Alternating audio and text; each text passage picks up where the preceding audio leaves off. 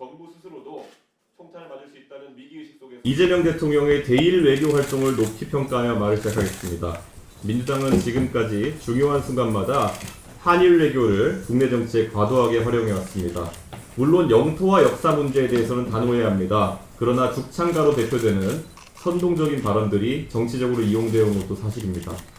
김대중 오부치 선언 이후 한일 관계를 개선시키는 노력은 정파를 추월해 함께 경주해야 할 과제였습니다.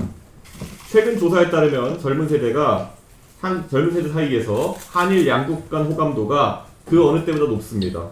18세에서 29세 연령층의 66%가 일본의 호감을 느낀다고 답했고, 일본인에 대한 호감도는 74%에 달하고 있습니다. 전체 성인 응답자 가운데 일본에 호감이 간다는 비율도 56%에 달하며 특히 20대는 무려 77%까지 치솟았습니다. 이는 과거와 확연히 다른 세대인식 변화이며 관광 촉진을 통한 내수 경기 회복과 인적 교류, 경제문화 협력 확대의 절호의 기회입니다. 이재명 대통령께서 앞으로 이어질 한미 외교에서도 성숙하고 미래지향적인 모습을 보여주길 기대합니다. 이제 국내 정치 문제를 언급해 보겠습니다. 최근 이재명 대통령은 산업재해에 대한 강력한 대응을 주문하고 있습니다.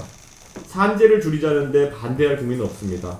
그러나 그 방법이 엄벌주의, 연좌제, 규제 일변도로만 흐른다면 이야기는 달라집니다. 첫째, 처벌 방식이 대부분 과잉금지의 원칙이 위배되며, 둘째, 실제로 노동자의 안전에 문제의 해결에 기여하지 못할 것으로 예상되고, 셋째, 오히려 기업의 폐업과 국외 이전을 가속할 수 있다는 점에서 심각합니다. 최근 철도 사고로 안타까운 일이 발생했습니다. 개혁신당은 돌아가신 철도 노동자들의 명복을 빌며 부상자들의 쾌유를 기원합니다. 그러나 이번 사고는 이재명 정부가 스스로 천명한 안전정책조차 제대로 지키지 못하고 있음을 보여줍니다. 포스코와 대리매는 엄격한 기준을 적용하면서 왜 철도공사 같은 공공영역에는 같은 잣대를 들이대지 못하는 것입니까? 노동자의 안전을 경영진이 직을 걸고 지키라면서 정작 공공영역에서는 왜 장관, 대통령, 어느 누구도 직을 걸지 않는 것입니까? 결국 이재명 정부는 지금 페널티 없는 결투의 유혹에 빠져 있습니다. 결투라는 것은 서로 총 한 자루씩 들고 내가 상대를 맞출 수도 있지만 나 또한 총탄을 맞을 수 있다는 전제에 성립합니다. 그런데 정부는 민간에는 결투를 신청하고 정작 스스로는 총을 들지 않은 채 안전지대에 서 있습니다. 이는 진정한 결투가 아니라 한쪽에만 총을 겨눈 불공정 결투에 불과합니다. 대통령도 본인이 할 자신이 없는 것을 왜 기업에만 강제합니까? 민간의 결투를 신청하려면 정부 스스로도 총탄을 맞을 수 있다는 위기의식 속에서 단련해야 합니다. 방패 뒤에 숨어서는 안전사회를 만들 수 없습니다. 정부가 먼저 책임의 총탄을 감수해야 민간도 진정성 있게 이런 기조에 협력할 것입니다. 마지막으로 최근 조국 전 대표의 행보에 대해 가지고 이야기하겠습니다. 우리가 일반적으로 형사처벌을 통해서 기대하는 것은 교정입니다. 잘못에 대해 책임있게 반성하고 변화를 보여준다면 우리는 그가 다시 사회 구성원으로 기능하는 것을 막아서는 안 됩니다. 그런데 감옥에서 키워온 것이 복수심과 자기 합리화라면 이는 역시 지난 광복절 사면, 복권이 잘못된 선택이었다는 것을 방증하는 것입니다.